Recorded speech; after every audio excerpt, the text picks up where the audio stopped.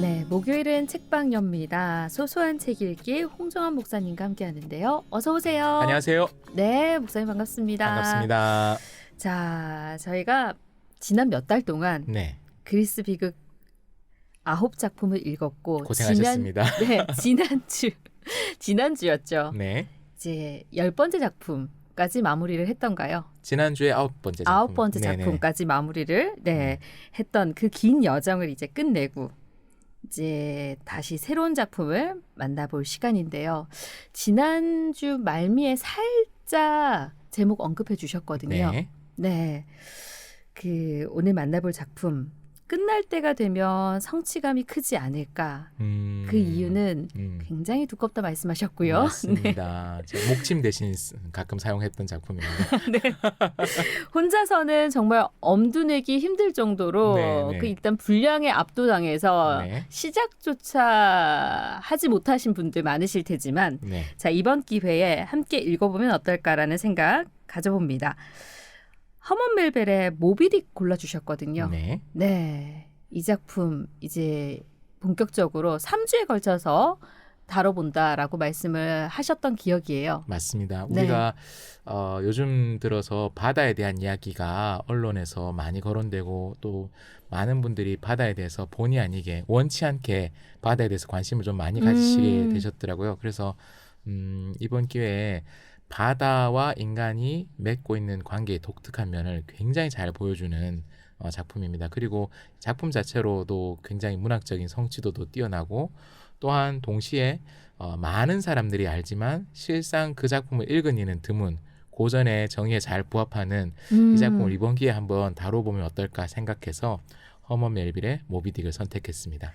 네.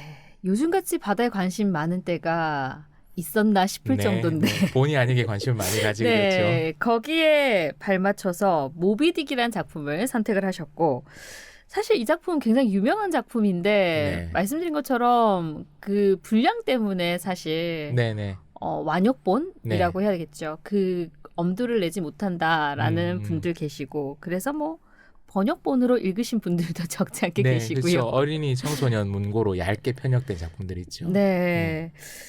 그렇지만 어쨌든 알게 모르게 많은 부분에서 영향을 미쳤다. 뭐 이런 얘기도 들었고요. 우리가 잘 아는 카페 이름도 여기서 나왔다라는 얘기도 있던데요. 네, 맞습니다. 여기 모비딕에 보면 이 포경선의 1등 항해사, 굉장히 이성적인 1등 항해사 이름이 스타벅입니다. 네. 그래서 어떤 카페 프랜차이즈의 창업자가 모비딕을 감명 깊게 읽고 이 스타벅들의 모임과 같이 카페 이름을 스타벅 뒤에 스를 붙인 거죠. 네. 그래서 만약에 이 창업자가 모비딕 외에 다른 해양 문학을 서구 문화의 첫 번째 해양 문학이 오디세이아거든요. 그 해양 문학을 가장 감명 깊게 읽었다면 어쩌면 우리는 카페 율리시스 오디세우스를 영어식으로 읽으면 율리시스가 되거든요. 네. 우리는 카페 율리시스를 프랜차이즈를 그 사과 노트북을 들고 들어가서 이용하고 있었을지 모르는 것이죠. 아니면 그가 한국 소설 광장, 거기도 처음에 바다 이야기가 나오잖아요. 그래서 광장을 감명 깊게 읽었다면 우리는 카페 중립국 카페 중립국에 가서 커피를 마셨을지도 모르죠. 위대한 문학 작품들은 그 작품의 본질적인 메시지나 이런 것들과 상관없이 이 격가지들이 우리 주변에 그 파편들이 굉장히 많이 흩어져 있습니다. 그래서 그런 것 같아요. 이런 것들을 들으면 깜짝깜짝 놀라는 거죠. 이게 모비딕에서 나온 거야? 그래서 거꾸로 알게 되는 사람들도 많이 있는 거죠. 이 카페 프랜차이즈를 먼저 하는 사람이 등장인물의 이름을 보면서 스타벅? 이름 재밌네. 여기 우리 카페 이름 같네. 근데 야, 이 사람 이름 보고 카페 이름 지은 거야. 순서를 반대로 아는 사람들도 꽤 많이 있죠. 그럴 것 같아요. 아마 이 방송 들으시는 분들도 여기서 나왔어? 이렇게 하시는 분도 계실 거고요. 또 책을 읽으신 분은 네네. 이렇게 이름이 또 지어졌구나 생각하실 분들도 있으시고. 자, 어쨌든 작가 허먼 멜빌에 대해서도 좀 알아봐야겠죠. 네. 허먼 멜빌이 생몰연대를 한번 보면요. 1819년에 태어나서 1891년에 사망했습니다. 1819년 이러면 우리 역사하고 비교해보면 딱 100년 후에 우리나라에는 3.1운동이 있었죠. 네. 그러니까 우리나라 한반도로 치면 조선 말렵에 이 사람이 태어났던 거죠. 조선 말렵에 태어나서 활동을 했던 사람입니다. 허먼 멜빌은 지금 현대 미국 문학, 현대 영문학계에서는 그 미국 문학의 역사상 가장 크게 언급되는 미국의 대문호 중에 한 명입니다. 그래서 뭐 미국의 대문호라고 하면 여러 사람이 있지만 그 중에 한 사람으로 꼽히고, 그리고 그의 대표작 모비딕은 위대한 개츠비하고 더불어서 네. 미국 문학의 거의 원투펀치로 꼽힙니다. 물론 저는 허클베리 핀의 모험을 더 좋아합니다만 네. 이 사람은 그 삶 자체도 좀 드라마틱합니다. 이 사람이 어릴 때 잘 살았습니다. 어릴 때는 부유한 집이었어요. 할아버지, 외할아버지 두 분 다 미국이 영국에서부터 독립하는데 결정적인 계기가 되었던 독립전쟁의 서막을 열었던 보스턴 차 사건에 참여했던 분입니다. 그래서 이 두 분이 이른바 미국의 파운딩 파더, 건국의 아버지들과 비슷한 시기에 활동했던 할아버지들, 이 밑에서 이 가문이 자란 거죠. 그래서 미국 독립전쟁의 영웅 가문이었고, 그래서 존중받고 경제적으로도 넉넉한 그런 집안에서 태어난 거죠. 네. 그러나 우리가 알고 있는 많은 이야기가 그렇듯이 할아버지 때 많이 벌었던 돈을 아버지가 조금씩 작살내기 시작하셨던 것이지요. 그 아버님이 돈을, 부잣집이 가장 돈을 빨리 없애는 방법이 뭘까요? 이 사업을 하는 겁니다. 제가 옛날에 읽었던 어떤 소설에 이런 말이 있더라고요. 부잣집에서는 그 집 아들이 노름을 하든 그 도박을 하든 네. 혹은 주색잡기에 빠지든 염려하지 않는다. 아무것도 하지 않고 노는 아들은 걱정하지 않는다. 네. 하지만 무언가 사업을 해보겠다고 덤비는 아들이 나타나면 부잣집에서는 긴장하기 시작한다. 그러니까요. 네, 그렇습니다. 이 한 사람의 일탈로 말아먹을 수 있는 건 한계가 있는데, 뭔가 하려고 사업해서 투자하기 시작하면 돈이 끝도 없이 들어가기 시작하는 거죠. 아버지가 사업을 실패하고 가족들이 이제 잇따라 이제 돌아가시고 이러면서 이 집안이 폭삭 주저앉게 되는 거죠. 그래서 멜빌이 어릴 때부터 여러 가지 일을 많이 하게 됩니다. 그러면서 일자리를 막 찾고 하는데 미국에 굉장히 큰 위기가 닥쳤습니다. 1830년대에 세계적인 공황이 있었죠. 그래서 미국에 경제 공황이 생기고 나서는 멀쩡하게 일하던 사람들도 일자리를 찾지 못했거든요. 그래서 이 사람이 미국 땅에서는 더 이상 일자리를 찾기 힘드니 배를 타기 시작했던 겁니다. 선원으로 생활을 하기 시작했던 거죠. 그래서 선원 생활을 하면서 미국 바깥의 생활을 많이 하게 됩니다. 주로 남태평양 또 인도양 이런 쪽에서 항해를 많이 했었고요. 그런 경험들이 쌓인 거죠. 선원으로서 살았던 경험들이 쭉 쌓여서 이 사람이 해양 문학 판타지 같은 해양 문학, 해양 모험 소설 이런 것들을 쓰기 시작합니다. 초반에는 이 사람이 대중적인 해양 소설을 써서 정말 크게 성공합니다. 정말 크게 성공해서 미국에 돌아와서 이제 제대로 된 집도 얻고 결혼도 하고 네. 잘 살게 되었던 것이죠. 그런데 한 작품, 두 작품 대중적으로 성공하다 보면 창작자들은 뽕이 들어가기 시작합니다. 이런 표현이 적합하지 않습니까? 허영심이 네. 내가 이쯤 됐으면 의미 있는 작품을 써야 되지 않을까라는 생각을 하게 되는 거죠. 그래서 그때쯤 멜빌이 막 철학책 이런 것들도 많이 읽고 이러면서 내가 그저 흥미본의의 소설이 아니라 인류에게 뭔가 남길 수 있는 그런 사상이 담긴 작품을 쓰고 싶다라고 생각을 하게 된 것이죠. 그리고 우리는 그러한 시도를 한 작가들의 실패를 많이 보아서 알고 있지요. 우리가 드라마나 영화를 볼 때도 마찬가지입니다. 시청자를 가르치려고 하는 작가를 우리는 좋아하지 않죠. 멜빌이 뭔가를 담아서 작품을 쓰려고 했습니다. 사변적이고 철학적인 내용을 담아 미국 사회 또 현대 서구 문명을 비판하는 당대의 서구 문명을 비판하는 그러한 작품들을 쓰기 시작했고, 그때부터 독자들은 거짓말처럼 멜빌을 외면하기 시작했던 것이죠. 그래서 멜빌이 고민을 많이 합니다. 경제적으로 너무 힘드니까, 경제적으로 너무 추락하니까 이 사람이 그래 그러면 한번 보여줘? 난 빚줄까? 나 아직 안 죽었다라는 거에서 다시 대중소설을 씁니다. 대중소설 쓰고 나서는 이 사람 또 너무 괴로워요. 이걸로 돈은 벌었거든요. 근데 내가 하고 싶은 건 이런 게 아니다라고 해서 이른바 대중적인 작품, 사람들이 보고 싶어하는 작품 그리고 자기가 쓰고 싶어하는 작품들 사이에서 이 갈등을 하게 되는 것이죠. 그리고 갈등하는 과정 끝에 이 사람이 죽이 되든 밥이 되든 내가 쓰고 싶은 걸 한번 제대로 써보자라고 해서 자신의 문학적인 역량을 속된 말로 다 갈아 넣습니다. 싹 갈아 넣습니다. 그리고 선원으로서의 경험, 문학적인 역량, 그동안 읽었던 철학 서적 뭐 이런 것들을 싹 갈아 넣은 거의 백과사전적인 기념비적인 작품을 하나 내놓게 되는데 바로 그 작품이 모비딕입니다. 모비딕인데 우리는 모비딕 이렇게 읽지만 영어를 잘 보면 띄어 읽기가 네. 모비딕입니다. 네. 그래서 모비딕을 쓰게 되는 거죠. 이 모비딕을 보면 그 현대의 미국 대학생들은 모비딕을 보면서 정말 가슴이 뜁니다. 망할 이걸 읽어야 된단 말인가? 제가 학부 전공이 영문학이었기 때문에 해외에 뭐 영국 문학, 미국 문학을 전공하는 학생들과 아주 드물게 교류할 기회가 있었습니다. 유명한 작품이잖아요. 그래서 읽어봤니라고 하면 똥 씹은 표정이 되더라고요. 제가 차마 이 자리에서 옮길 수 없는 영어 욕을 하면서 뭐뭐 할 멜빌 뭐 이런 식으로 이야기를 하더라고요. 그래서 이 모비딕은 좋아하는 사람들이 정해져 있었어요.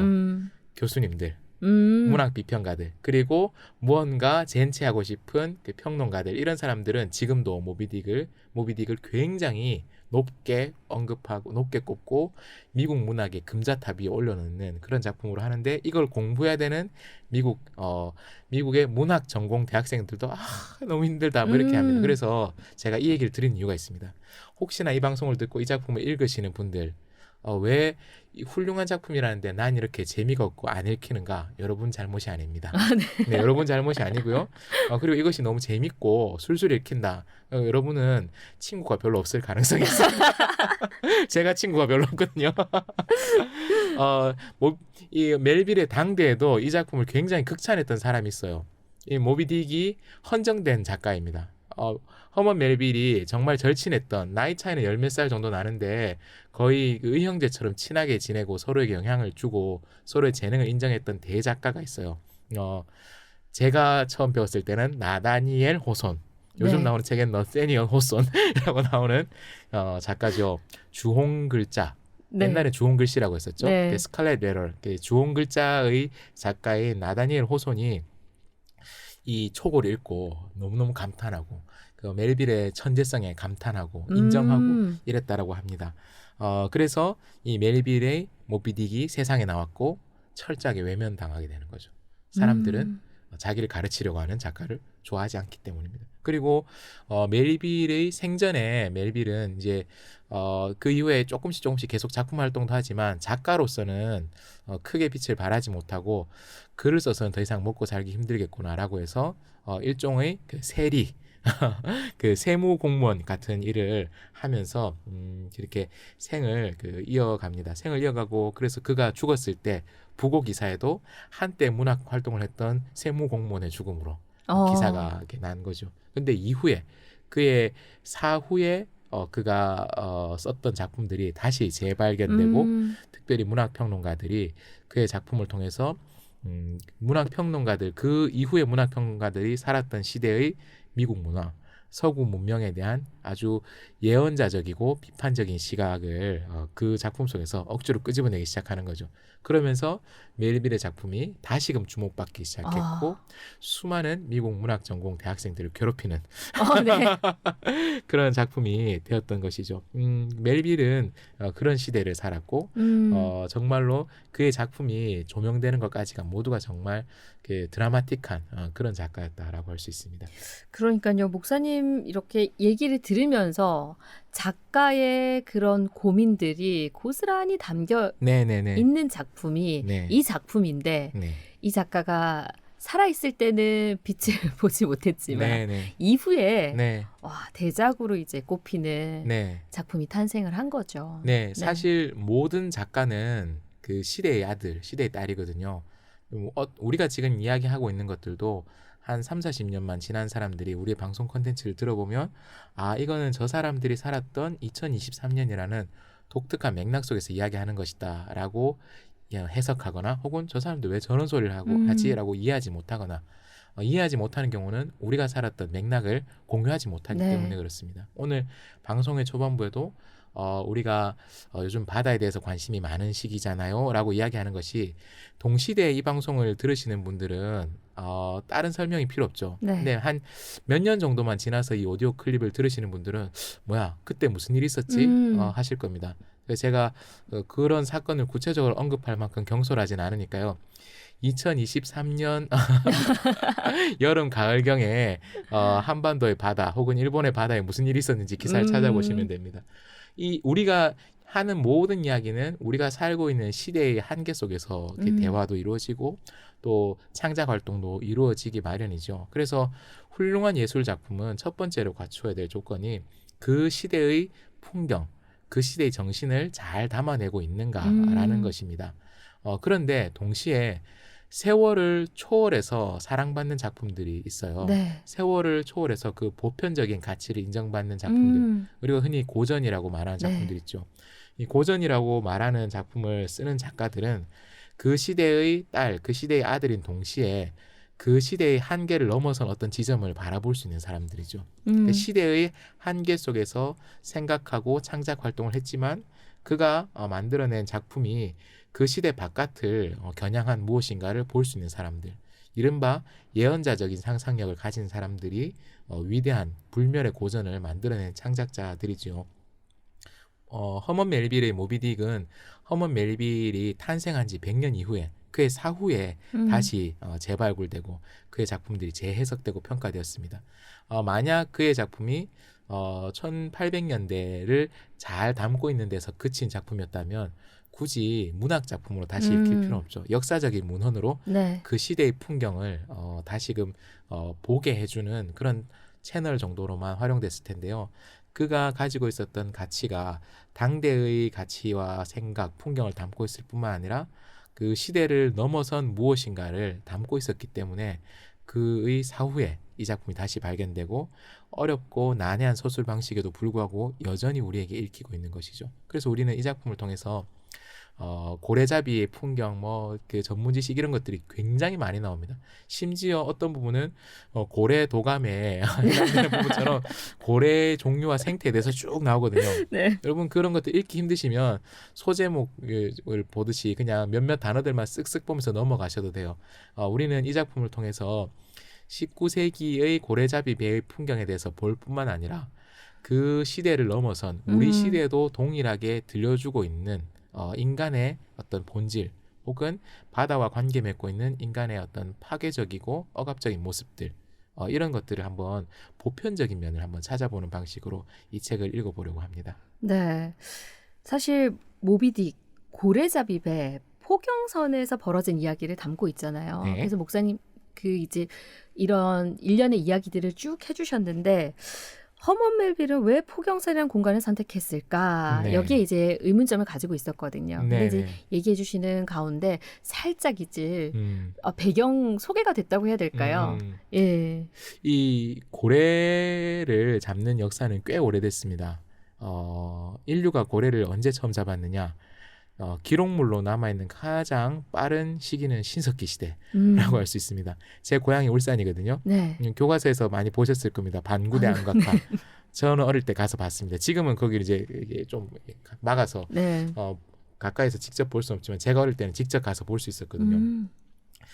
선사시대 때부터 이 해안가에 있는 사람들이 고래를 잡고 살았던 거죠. 그래서 제 고향 울산에는 장생포라는 동네가 있어서 네. 제가 어릴 때 아주 어릴 때 폭염 금지가 되기 전까지는 거기서 잡힌 고래 고기를 울산에 많은 분들이 시장에서 사서 드신 그런 기억이 있고 저도 너무너무 싫어했는데 어른들이 니는 왜 맛있는 거 안 먹냐? 이상하지. 어른들은 제가 못 먹는 건 항상 맛있는 거라고 그러죠. 네. 제가 뭐 어떤 생선의 껍질을 남긴다 그러면 너는 왜 제일 맛있는 걸 안 먹냐? 이상하다. 내가 못 먹는 건 왜 항상 제일 맛있는 걸까? 어른들의 입맛이. 네. 예, 오래전부터 이 고래를 인류가 잡아왔습니다. 그런데 모비딕의 시대에는 19세기 서구 사회잖아요. 옛날 인류가 고래를 잡던 것과 이 시기에 서양에서 고래 잡는 게 목적이 좀 달라요. 비슷한 시기에 동양에서 특히 일본에서 포경이 많이 이루어졌을 때 일본과 또 한국 사람들은 고래를 잡았을 때 여러 가지 이유가 있지만 고래를 진짜 알뜰하게 다 썼거든요. 정말 알뜰하게 다 썼습니다. 그래서 기름도 짜고 향유도 없고 고기도 먹고 싹 다 썼습니다. 근데 서양 사람들은 고래 고기는 잘 안 먹었습니다. 고래 고기를 먹기 위해서 고래를 잡은 것이 아니었어요. 고래를 가지고 기름을 짜려고 했던 거죠. 대량의 고래가 워낙 큰 동물이잖아요. 옛날에는 석유화합물이 본격적으로 대중화되기 전에는 기름을 얻는 방법이 제한적이었었죠. 식물에서 기름을 네. 짜거나 아니면 동물성 지방을 얻거나. 기름은 예전에는 기름을 쓰는 용도가 무엇이었습니까? 어둠을 밝히는 등불이었었죠. 네. 연료로 쓰기에는 기름은 너무 고급 재료인 거예요. 지금 우리가 그 휘발유나 이런 걸로 연료를 쓰는 것과 비슷한 시대가 아니었던 거죠. 기름은 얻는 것이 비용이 너무 많이 들기 때문에 연료로 쓰는 것은 나무 아니면 뭐 동물의 대변을 말린 것들 이런 것들을 연료로 사용하고 기름은 주로 등불을 밝히거나 혹은 향신료를 만드는 재료로 쓰거나 아니면 뭐 화장품으로 쓰기도 했습니다. 성경에 보면 얼굴에 금식하는 사람들 얼굴에 기름을 바르라라는 부분이 있잖아요.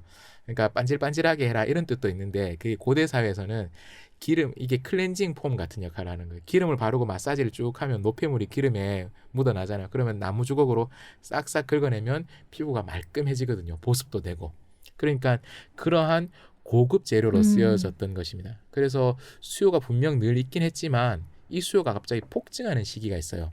서구 사회에서 산업혁명이 일어나고 기계 문명이 발달하기 시작하면서 기름의 수요가 폭증합니다. 연료 아니고요. 기계를 쓰다 보면 우리가 기름이 필요할 때가 꼭 있습니다. 기계는 아니지만 사람 몸을 기계라고 생각하면 어른들이 이런 말씀하실 때가 있습니다. 아이고 뼈에 기름칠 좀 해야 되겠다. 네. 이게 뭡니까? 관절이 뻐그덕뻐그덕 한다는 얘기죠. 기계 윤활유가 네. 필요한 거예요. 기계를 쓰려면 이 기계는 윤활유를 정기적으로 공급해주지 않으면 안 되거든요. 우리 자동차 운전하시는 분들 다 아실 겁니다. 몇천 킬로 딱 타면 엔진 오일을 교환을 해줘야 돼요. 네. 그렇게 하지 않으면 엔진이 마모가 되는 거죠. 이 기계 부품이 부딪힐 때 윤활유가 없으면 안 되니까. 근데 그 전에는 등불, 아니면 그 화장품 이런 용도로 쓰이는 건 올리브 기름을 좀 짜서 쓴다든지 아니면 작은 동물들의 기름을 쓴다든지 이렇게 해서 수요를 감당할 수 있었는데 너무 이 수요가 폭증하니까 공장에서 산업용으로 필요한 윤활유의 수요가 폭증하니까 작은 동물들로는 감당이 안 되는 거죠. 그래서 지구상에서 가장 큰 포유동물인 고래를 잡아서 그 기름을 짜낸 거죠. 네. 그래서 서구사에서는 고래는 고기는 별로 먹지 않고 기름만 짜내고 고기는 버리기도 하고 일부의 취미로 일부의 식생활로 넘어갔던 거죠. 물론 일본과 우리나라를 중심으로 한 아시아, 동아시아에서는 식용으로도 많이 쓰고 지금도 그 독특한 풍미와 맛을 잊지 못해서 여전히 고래고기를 사모하는 우리 집안 어른들도 계시곤 합니다. 그래서 고래 많이 늘었는데 왜 아직도 못 잡게 하느냐라고 투정하시는 분들이 가끔 명절에 모이면 그런 얘기 할 때가 있지요. 그러니까 이 고래를 잡는 포경선이라는 것은 어떻게 보면 그런 면에서 발달하는 근대 서구 사회, 근대 미국의 상징 그 자체인 거죠. 네. 급격하게 발달하는 산업혁명, 급격하게 발달하는 산업 문명, 공업 문명을 지탱하는 이걸 잘 돌아가게 하는 윤활유를 공급하려면 무엇이 필요합니까? 포경 산업이 필요한 것이죠. 산업으로서의 포경 산업이 필요하죠. 그래서 이 허먼 멜빌이 포경선을 배경으로 선택한 것은 이 포경선을 그 자체로 미국의 상징 혹은 서구 문명의 상징으로도 볼 수 있는 것이죠. 그래서 이 서구 문명 속에서 어떠한 일이 벌어지고 있는가. 그리고 이게 워낙 오래된 작품이니까 스포일러라고 스포일러를 좀 해도 되겠죠. 이 마지막 이 배가 침몰합니다. 그래서 이 배가 어떻게 침몰하게 되는가를 통해서 산업 문명, 공업 문명을 지탱하기 위해서 자연을 착취했던 그 배가 어떻게 침몰하는가를 보여주는 하나의 예언자적인 작품으로 보는 해석의 전통도 존재하고요. 네. 뭐 여러 가지 방식으로 해석할 수 있습니다. 그래서 이 포경선이라는 공간 자체가 특별히 우리도 비슷하게 볼 수 있는 것이죠. 옛날에는 미국, 유럽만 서구 사회였잖아요. 그런데 지금 우리가 살고 있는 문화는 서구 문화죠. 우리가 입고 있는 옷 중에 동양적인 지금 옷이 없죠. 우리 둘 다.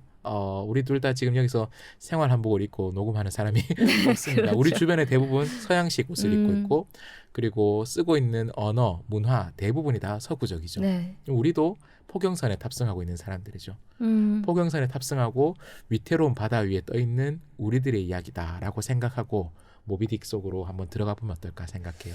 그러게요. 오늘 전반적인 이야기를 해주셨어요. 네.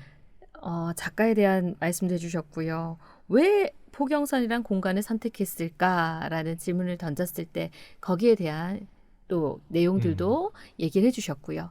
다음 시간부터 본격적으로 이 작품 속으로 들어가 보도록 하겠습니다. 네, 거대한 고래 모비딕만큼이나 호승심을 자아내는 작품인데 사실 번번이 시도하다 그 앞에 있지만 이렇게 넘겨본 것 같아요. 네네네. 네, 중도 포기하고 말았던 작품인데 목사님과 함께 끝까지 이 작품 가볼 수 있을 것 같습니다. 저뿐만 아니라 많은 분들 이 시간 통해서 함께 이 작품 읽어보면 좋을 것 같고요. 다음 주 기대하면서 오늘 여기서 인사 나누도록 하죠. 지금까지 소소한 책 읽기 홍정학 목사님과 함께 했습니다. 오늘 감사합니다. 고맙습니다.